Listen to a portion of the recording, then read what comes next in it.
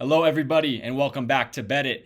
And today, Slush, we've got another banger for you guys. We've got a little inside information. We've got some hints. We've got some drops from Woj and a couple other people. I know he's in retirement now, but now he's feeding the information to us. Slush, tell the people what we've got today. All right, today we got three NBA breaking trades. These are both realistic trades, and they're beneficial for both sides. So, bet it. We're bringing here the best of the best. And when these trades happen, Slush, you heard it here first. You got to subscribe. You got to like the video. That's just the rules here. We're going to get straight into it. Slush, break down this first trade for me. We saw the intro here. Yes, sir. Yes, sir. All right, we got Giannis. Big guy Giannis, superstar. We got him heading down to San Antonio. A lot of weird stuff is going on over there in Milwaukee. A lot of people thought that they were gonna be able to land Bill once he got bought out. That didn't happen. And Dame. I heard Dame wanted to rehab back in Portland with his family, and they said no, we're not gonna let you do that. So Dame's out of there, and I don't know what direction Milwaukee's headed in.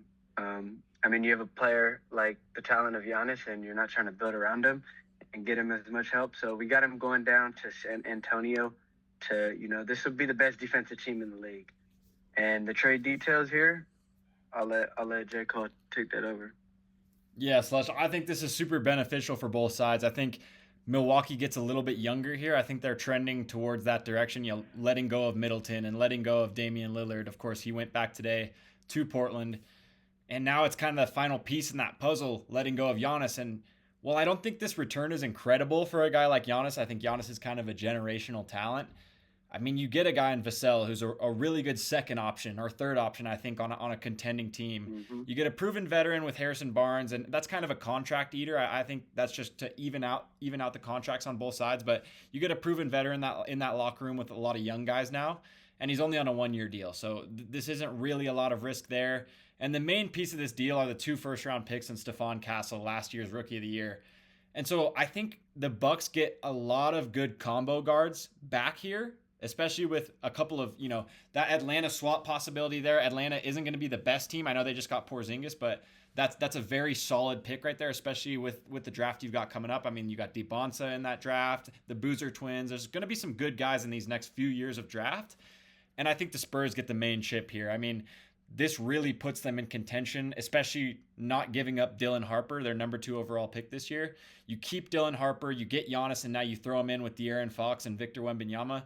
Slush, I think this is, they really have a chance in the West and a chance at the finals. That's why I titled it, is it potentially title time in Texas? Because you get Giannis and you throw him into that mix here. I don't know how you feel about it, but I think they're really one of the top 2 favorites in the West. Yeah, definitely.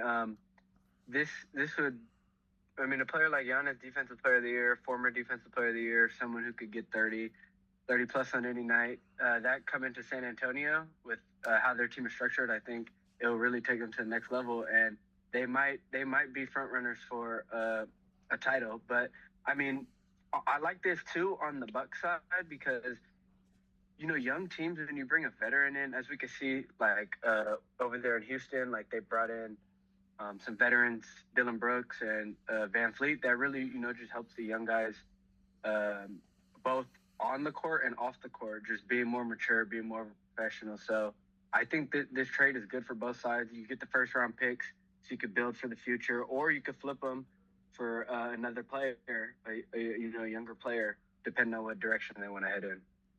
I agree, Slush. I think super beneficial for both sides. The Spurs get the franchise guy and add on to their already franchise centerpiece. A combination of Giannis and Victor Wembanyama would undoubtedly be the best defensive duo, maybe of all time in NBA history. And the Bucks get way younger. So Slush, let's move on. I think that was a great trade to open up this video. It would be a absolute, association breaking trade. And I think this next trade is one of the same. I think we have Zion going to the Hawks here in a little bit of a shock move, but it seems like there's been a lot of tension building up between the New Orleans Pelicans and Zion Williamson coming in when they won the lottery, when they got that first overall pick. People were rejoicing in the streets as if Jesus had come back to New Orleans. And it was almost like LeBron had been selected by the Pelicans. when Yeah. Zion's been on the court, it's been very LeBron-esque. He's been very good. You look at the numbers, even not playing so much, he's averaging about 26, 27. But the problem is he's not on the court very much. And we've seen all the problems highlighted with his diet and all the problems he's had with women across, across the country. Slush, I think it's time for a change here. Break this down for me. Yeah. So we got Zion and a first going to the Pelicans, and then in return we have a proven young star in Jalen Johnson, and we got Kobe going to the Pelicans. So I mean, yeah, Zion, hell of a player for sure. I mean, it's definitely a high risk, high reward trade. The Hawks just got Porzingis, so I think they're trying to build some championship culture over there. Yeah. So adding somebody with the talent of Zion, and especially in a city like Atlanta, I think Zion would love it there. And just the combination between the front office and the personality, I think Zion will really enjoy Atlanta, and it'll be a good fit for him, both on the court and off the court, because he loves his woman. I agree, Slush. And I think the position that the Hawks are in, they're so used to that, play-in spot where they're in that 9, 8, 7 spot. I think you got to take a gamble here. I think Jalen Johnson is a very safe player, and I think the Pelicans are kind of moving towards that direction where you get a really good 3-and-D player that has the potential to be, kind of an all-star guy. I'm really high on Jalen Johnson, and I think the Pelicans should take a shot on him here. But if you're the Hawks, you've had Trae Young, and in my opinion, Trae Young is not the first option on a championship team. So you add Zion there as a lob threat. You pair him with Trae Young. I think that's the gamble the Hawks have to take to kind of push towards that, 3, 4, 5 spot. So you're not in a play-in area and have to play a team like the Heat or somebody like that in the East. Slush, I think this is a gamble the Hawks, like I said, really have to take, and I think this is more of a safe trade for the Pelicans. You get a guy who's on a really low contract with Kobe Buffkin, and you get a proven young guy coming off injury in Jalen Johnson, and you kind of try to center your franchise around guys like him and Yves Missy, guys like that. Slush, I think this is a really good trade for both sides. I mean, you get a first-round pick if you're the Hawks as well. Yeah. I think this is solid both ways, and I think Zion especially needs a change of scenery. I think this is good for all parties involved. Mm-hmm.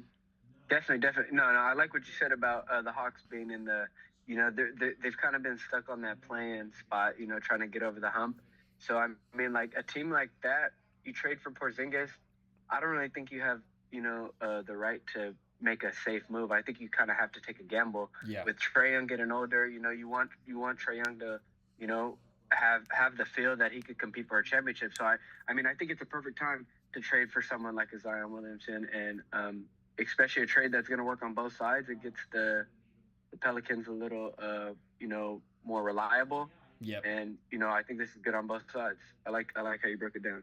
I agree, Slush. For me, the Hawks are in a position in any sport. I think when I break down teams, you never want to be consistently average. You either want to be really good or really bad. So you get a good draft pick or you're in position to win a potential title. And for me, the Hawks have been so consistently average in that 8 seed. You don't want to waste a guy like Trae Young's career, like you just said. Take a gamble on Zion. Say it doesn't work, you're in the same spot that you were. I mean, This guy is a potential generational talent when he's on the floor, and we've seen that. Take a gamble on that. If I'm the Hawks, I do exactly that. Definitely.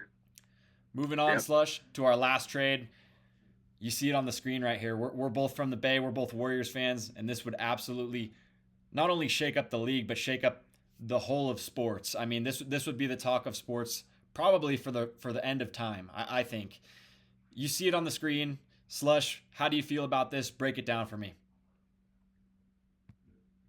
Yeah, so we got LeBron, Vanderbilt, and Bronny, the package deal going to over to Golden State. And then in return, we got Jimmy Butler, Moses Moody, and a first-round pick in 26 going back to the Lakers. So, initially when we signed Jimmy I liked the trade, but I think that we extended him for a lot of money. That was my first reaction. So I always knew that there was a possibility of, you being able to use that contract to get flipped. So I think it's a perfect spot. LA, there's a lot of, stuff going on there, and LeBron's future is pretty uncertain over there. And I mean, I think LeBron, he always wants to be in control of his team. So now that they're leading, like, handing the team over to Luka, Yeah. I think that it's time for LeBron to exit, and there's no better way to go out than playing, with his friends, Stephen, Draymond. And, this would just take the team to a new level. I mean, LeBron's IQ and his talent at that age, it would really, push the Warriors over the hump. And, I like how you said this would be like the last dance. Slush, I agree. I think anytime you get the chance to pair two guys like Steph and LeBron together, you have to take that chance no matter what the return is going to be. And I don't think the return is too bad here for the Warriors. I think it works so well for both sides.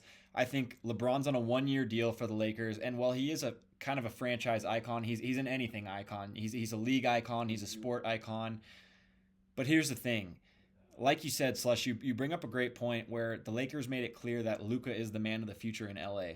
And if you're going to build around Luka, why not get a guy like Jimmy Butler, a two-way guy, and also not to be talking about Moses Moody in this deal as well. I think he fits perfectly with the Lakers, and also the second centerpiece of the deal for the Warriors. I think Jared Vanderbilt is exactly what the Warriors need. If he can stay healthy, a big athletic wing like that, that's a stopper. It takes a little bit of pressure off Draymond. He's basically, when he's on the court, he's a bigger version of Draymond. You're not going to get a ton of offense out of Jared Vanderbilt, but talk about a stopper. He's a guy that can guard the five so that Draymond doesn't have so much pressure and have to both bring the ball up the floor and have to guard a guy like Jokic or guard a guy like Karl Anthony Towns. Vanderbilt fits perfectly into this team, and I think LeBron does too. You put LeBron into any team in the league, he makes that team better, even, pushing 45 at this point. And I think for the Lakers, Jimmy Butler is on that extended deal. I think if you want to treat the Luka window like a 5 to 7 year window, now you have Jimmy Butler on. Is he on a 3-year contract, Slush? I believe we extend him for 3 years, correct? Yeah, I think he signed. He had 1 year left, and then we extended him for 2 more. So he's making about, what is it, 50 million a year, 54 million. Yeah. So that will give them, some chance to compete with Luka while Luka's, in his prime. And Moody, the 3-and-D, the wings, that's how you win championships. You need people that can shoot threes. You need people that can play defense. So, I mean, we definitely don't want to jump to any conclusions, but behind the scenes, we've been hearing that this is a real possibility. And, as we speak, things are starting to get cooked up. I agree, Slush. And I think the more I think about this trade, I think it just makes so much sense because the Curry window is closing. Whether we want to admit it or not, it's time to take a little bit more of a gamble like we talked about with the Atlanta Hawks. And I think Jimmy Butler was incredible for us last season. I mean, I think we had the best record in the West post-trade deadline. But I think if you have a chance to get LeBron and Jared Vanderbilt as well, you pull that trigger 10 times out of 10. You pair Steph and Draymond with LeBron James, and you create probably the ultimate super team. I mean, that's just a chance you have to take, Slush. And I think we close it out with that. I think those are 3 great trades. Undoubtedly league-breaking trades, especially the first and the last. You got 2 future Hall of Famers with LeBron and Giannis on the move. And I think these are entirely possible, Slush. Like you said, we've been hearing stuff behind the scenes. I don't see why not. LeBron to the Bay, book it. Yeah, definitely. I mean, the one person we didn't really talk about in this trade, Bronny James, I think he's an incredible fit for the Warriors. So what's your take on Bronny James? Slush, I think if Bronny's going to get thrown in the deal, we'll give him some minutes if that guarantees LeBron coming to the Bay. And I've never been the biggest LeBron fan, but if you, like I said, I keep elaborating over and over again. If the Dubs have a chance to bring in LeBron and pair him with Steph, that's the ultimate fit. It needs to happen. Yeah, definitely. I mean, I'm not the biggest LeBron fan either, but I mean, props to this guy if you're the Lakers and you're trading a 41, 42-year-old and you're able to get back stars and picks, I mean, that's just incredible. So exactly. Works so well for both sides. Yeah, definitely. Slush, I think we're going to close it out there. We're going to have a couple more bangers coming to you this week, kind of revolving around the NBA offseason. We've seen a bunch of deals go down. Dame heading back to the Trailblazers today. We're going to have some football news out for you with that season approaching.